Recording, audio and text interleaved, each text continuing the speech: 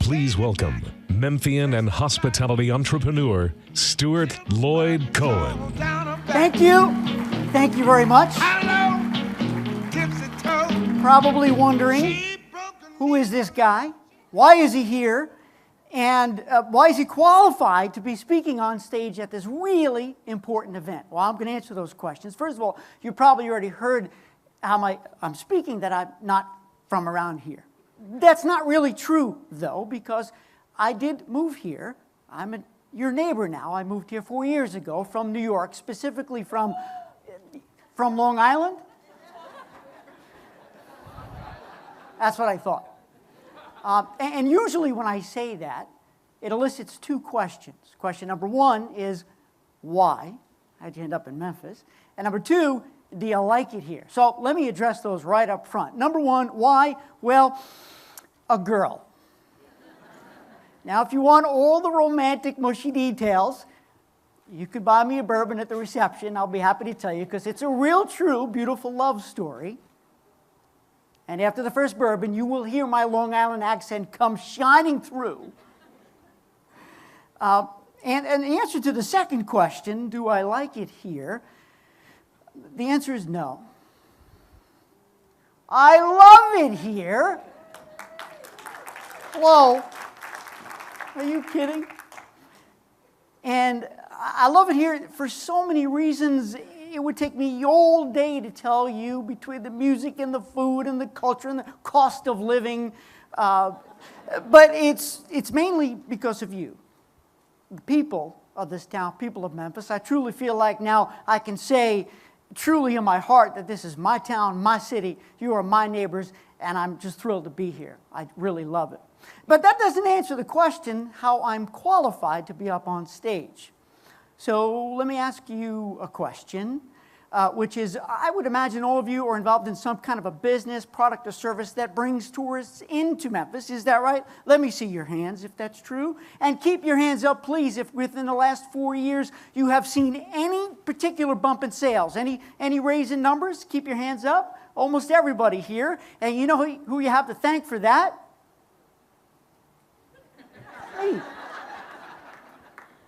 Now, not single-handedly, of course, but if you ask my wife, single-handedly, you can check my credit card bills, because I have FOMO, fear of missing out, so I can't get enough of this town. I can't. But it's not just me, it's friends and family. What I found, friends, is that Memphis is the kind of city that people say, oh yeah, I've always wanted to go. So when I hear that from a friend or family member, I said, okay, I'm here, come on. So they come and they visit. Friends, I have toured Graceland so many times I could give the tours. I had to take a second mortgage on my house because I like doing the deluxe tour, you know, with the airplanes and the museum and everything. But I love it. And just to prove to you just how valuable my business has been here in town, I'm sure you guys are all familiar with this page on the website, are you not? When's the last time you looked here? Well, you got to check again tonight. I want to thank Kevin and Regina and the team, because I got hundreds of tours here for every occasion, if you think I'm kidding. Yeah, I can't get enough of it. Now, this is me. If you can think big, I will help you do big. And it's been an amazing journey as I've integrated into this Memphis business community. Everyone has been so accessible, so open, so incredible. I've loved it from a business perspective, from a friendship perspective, volunteering. Again, the bourbon, I could tell you more about it, but I have so much to do, so many wonderful people that I've met. The other thing you should know is that I am a card-carrying member of the Memphis Convention and Visitors Bureau, so I do feel like I have a vested interest in our success. Third thing is that I have a deep history in travel and tourism. About 25 years I spent as an executive in travel and tourism, selling travel, building brands, and I shouldn't say selling travel, but really convincing people to stop leaving vacation days on the shelf. You know what I mean? So it is a real privilege to be here, and there's no other place on earth that I'd rather be than right here with you, right now on this stage. Very excited. So what I'm going to do today, friends, is kind of weave in 4 tips that I believe you can bring back to your business and your life that I think can bring you more success and happiness. Especially, I know what's going on in this travel industry today, how hard it is, how people are buying, how they're consuming, how they're making decisions. It's changing. It's changed every minute. It keeps changing. My kids rue the day they told me about Snapchat. They, Dad, no, you don't need it. You don't need it. Really? Don't say that to Dad. In any case, so I'm going to give you 4, and we're going to end with an audience participation little event, but don't worry, I'm not going to pick on anybody in particular because you're all going to do it from your seats, and it's going to be a way you're going to show some passion here and kind of exercise your lungs. So I'm going to count on you to do that. So first, I just want to acknowledge all eyes on Memphis. Why? I love the title here because, and again, I'm coming in with fresh eyes, fresh perspectives, coming in from a different place, almost a whole different country from New York, all right? And you know, we say that Memphis is the birthplace of rock and roll. Well, I'd like to submit that it's the birthplace of change. The things that have happened here in this town over the so many years have had a ripple effect on the whole world. And so the world is watching. Especially now as we go through these MLK 50 days, and it becomes back at the forefront where it always should be. People are watching. They're like, okay, that happened then, Memphis. Where are you today? Where are you going tomorrow? And I sure hope that you're communicating to them the amazing things that are happening every day, every way. All the transformations, because remember, let me just remind you, first of all, that in this business, the wonderful business we're in, we're not in the transaction business, we're in the transformation business. I mean, as early as the 50s, and we talk about innovators, Mr. Charles Kemmons Wilson had this idea, I'm going to invent a motel. Right here in this town where it started, and still that family legacy continues on, inspiring others. But, you know, you don't have to invent a hotel or motel chain to have an impact, to have your own legacy, to be a part of what I call we're having an evolution revolution. There's a renaissance going on, and I love being a part of it as you are. And I know you can all feel that energy. Not many towns, not many cities can take tragedy and turn them to treasure. We'll come back to Mr. Wilson a little bit with some quotes. But first, I want to give you these 4 points right now. Number 1, are you seeing what I'm seeing? I'm seeing this stuff with fresh eyes, friends. So, man, if you're waking up every morning and it just seems dull, a little boring, what's new, got to get out of this town, come talk to me. Come on a date with me and my wife. All right? What's going on here is amazing, and there's just so much every day.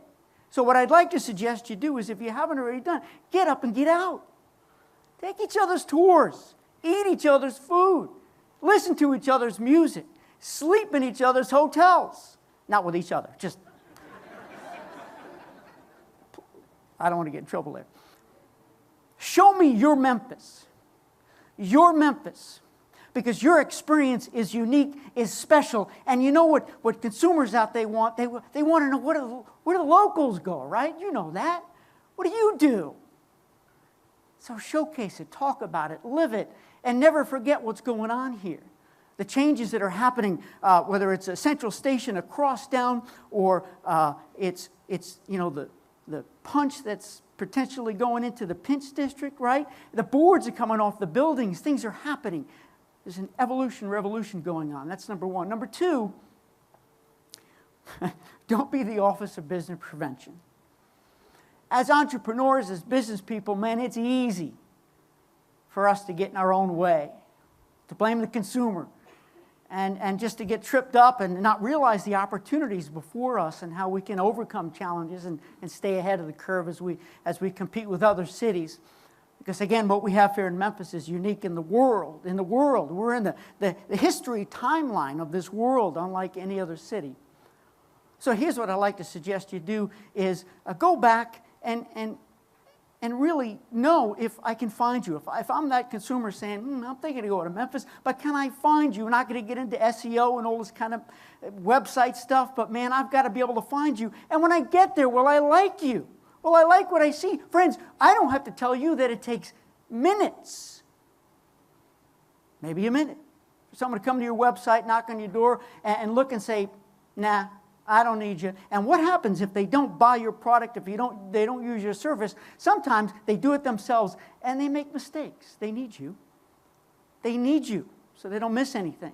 So I like to say, go back and build your signature bridge. A signature bridge is a fancy word I use for a brand experience. And there's 3 parts of a signature bridge. Let me share with you now. Number 1, be deliberate, meaning have a purpose. So when I come visit you, call you on the phone, or visit your website, make sure I know what you can do for me and what you can't. I need to know what you're good for. Number 2, you are a destination. I know Memphis is a destination, but you as a business, you need to be a destination too. And number 3, enduring. Now you all know, of course, what Memphis translates to, I'm sure. Beautiful and enduring. The city is beautiful and enduring because you are beautiful and enduring. Remember, I told you before that I'm from Long Island, New York, right? Remember that? You guys know what Long Island translates to? Long Island. What do you do with that? And also have me at hello. I want to share with you something from my grandmother who lived 100 years, 5 months, 27 days, and she said there was no secret, but it was just the way she answered the phone. She would sing hello. So if you're lucky enough to get a consumer calling you to ask you a question, man, you got to make me feel like I'm the best call you've gotten all day. So here's Grandma saying hello, and you go home and try this. It works. Just sing it. Here we go. Hello. Could you imagine the smile you're going to get at the other end of that phone? So have me at hello. Number 3, don't blame me for not knowing your value. I got to know what you're good for. You got to validate you. And you got to immerse me in the experience. A moment, personal moment. My kids who are now 25 and 22, they came here some years ago to visit Memphis for the first time. The first place we went was the Civil Rights Museum. I didn't say a word, but as we started to approach the Lorraine Motel, the kids looked up. Sorry. And it was silence. Because they saw the balcony. It was in that moment, friends, that I realized what Memphis was all about. Memphis is when you take history from here and put it here. Take it from here to here. That's, friends, how you immerse people in the experience and get them to say, man, I'm coming to Memphis and I'm going to stay and I'm going to keep coming back. And rather than focus on what I can do, here's a twist. Remind me of all the things I could miss. I don't want to miss. If I'm coming here first time, I don't want to miss. Number 4, my experience is your fault. If I have a great time, it's your fault. If I have a lousy time, it's your fault. And guess what I'm going to do? I'm going to brag about it. You'd rather me brag about having a great time or having a lousy time. I don't have to tell you what social media does. We're being watched. We're on the mark. We get rated those stars. It's crazy. Everybody's watching your every move. So give me good reason to brag about you. And supersize me, meaning take your own tour and say, geez, there's something around the corner our people need to see. So build it in, charge a little more, and give a whole much bigger experience so I don't miss a thing. Back to Mr. Wilson. He's got a lot of great quotes, and his whole legacy is amazing.